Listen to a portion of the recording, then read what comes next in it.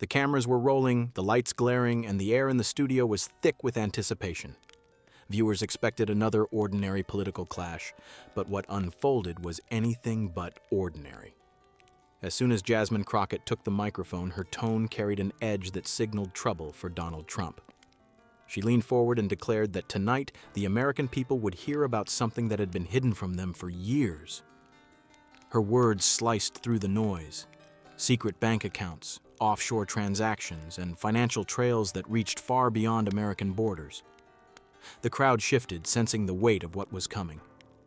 Crockett didn't flinch. She said plainly that the man who had built his reputation on being a successful businessman had concealed millions in shadowy accounts that had never been disclosed to the public, to the courts, or to the voters who once placed their trust in him. The words were sharp, measured, and devastating. Trump's face darkened instantly. He interrupted before she could finish, slamming his hand on the podium and shouting that it was all a lie, that she was nothing but a desperate attention seeker trying to destroy his name. But Crockett did not back down. She raised her voice over his eruption, promising that the documents were real, the numbers undeniable, and that by the end of the night, everyone watching would see the truth. Gasps spread across the audience as the tension exploded.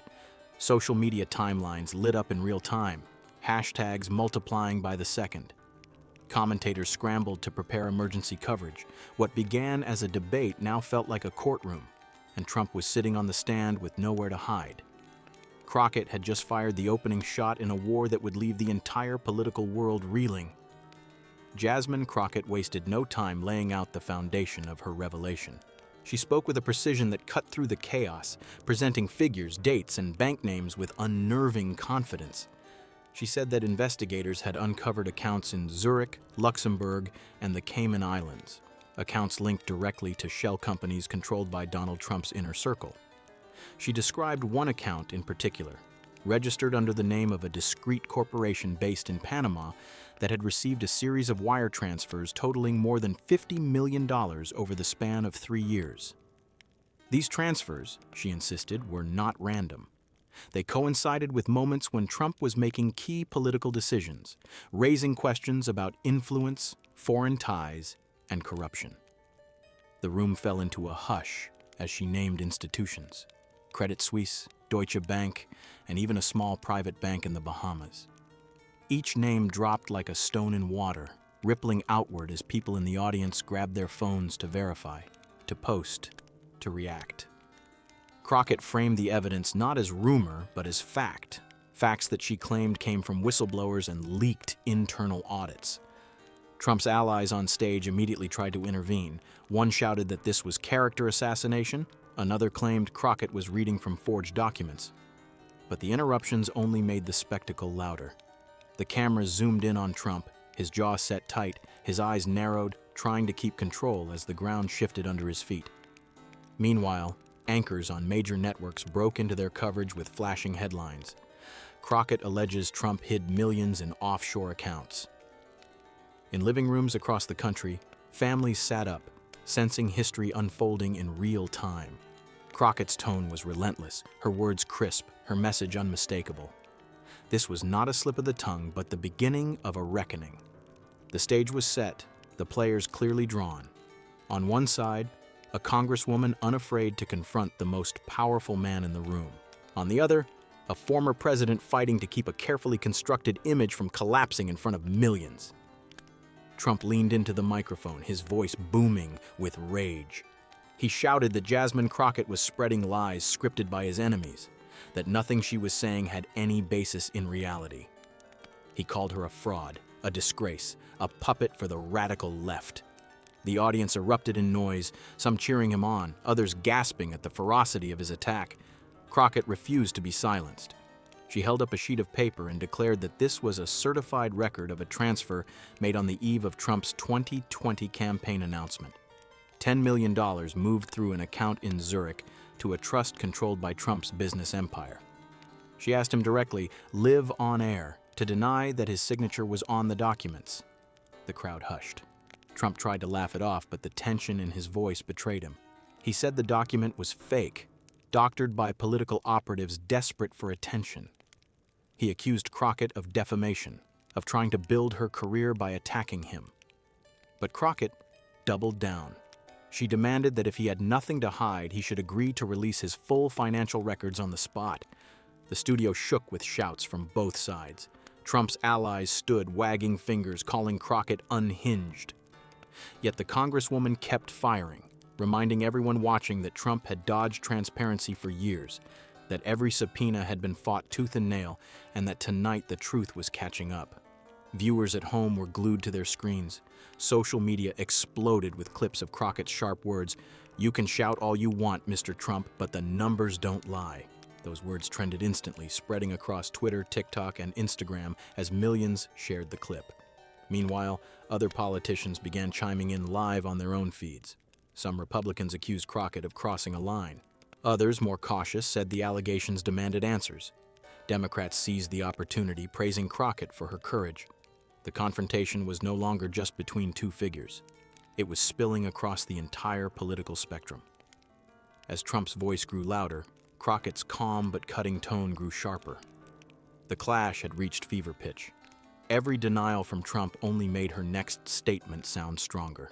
Every accusation he threw at her only drew more attention to the evidence she was waving. The battle lines were drawn in front of millions, and neither side was willing to step back. The studio air felt electric as Crockett reached into her folder once more. She paused, letting the silence stretch, and then declared that there was one account Trump could never deny. She held up a second document, larger, bolder, stamped with the seal of an international banking authority. "This," she said, her voice echoing across the studio, "is an account under the name of Trump Global Holdings, established in Luxembourg. It contains deposits exceeding $120 million. And here," she pointed to the bottom of the page, "is the authorization, signed by none other than Donald J. Trump himself." The audience gasped. Reporters in the front rows scrambled to take photos, and even the moderators were stunned into silence. Crockett continued, explaining that the funds had been moved in increments to avoid detection, routed through shell corporations tied to Trump's closest confidants. She listed names, longtime aides, business associates, even family members, and each name was like another strike of thunder. Trump snapped. His face turned crimson as he shouted that it was treason, that she was fabricating evidence, that he would sue her, sue the networks, sue anyone who dared repeat her words. He pointed across the stage and screamed that Crockett was an enemy of the state, a liar who would pay dearly for humiliating him in front of the nation. But Crockett didn't flinch. She raised her voice above his fury, saying, "You can threaten me all you want, Mr. Trump, but the truth is staring you in the face. You hid this money because you knew the American people would never forgive the betrayal." The studio erupted. Some in the audience clapped and cheered, others booed and jeered. The split was as sharp as the country itself. Social media platforms nearly crashed under the weight of live reactions. Headlines exploded within seconds. Crockett exposes Trump's Luxembourg account. Trump meltdown on live TV. Trump slammed his hand on the podium again, shouting that the media was corrupt, that Crockett was a disgrace to Congress. But the louder he yelled, the more unshakable Crockett appeared. She repeated her words slowly, each syllable like a hammer. 120 million, Luxembourg, your name. It was the blow that cut through every denial. For the first time, Trump seemed cornered, not just politically, but personally. The climax of the confrontation had arrived, and the world was watching every second. The shouting began to fade, but the tension remained unbearable. Trump kept insisting it was all a setup, his voice hoarse from rage, while his allies tried desperately to regain control of the stage. But the audience no longer cared about his denials. All eyes were on Jasmine Crockett. She stood tall, her voice steady and deliberate. "This isn't just about secret accounts," she said. It's about honesty. It's about whether the American people deserve leaders who tell them the truth, or men who hide fortunes in shadows while pretending to serve the public." The studio fell silent. Even Trump's interruptions could not drown out the gravity of her words. She declared that for years power had been shielded by secrecy, but tonight the curtain had been pulled back. She looked straight at Trump and said, "You can call me names, you can scream, you can threaten lawsuits, but you cannot erase these numbers. You cannot bury the truth." For a moment, Trump had no response. His face was red, his hands gripping the podium, but his words faltered. The silence was louder than any insult he could have hurled. Crockett delivered her final blow.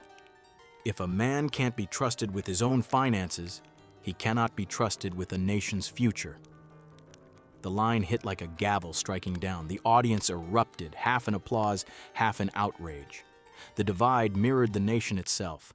Within minutes, the moment was everywhere, on live feeds, in breaking news alerts, in viral clips replayed millions of times.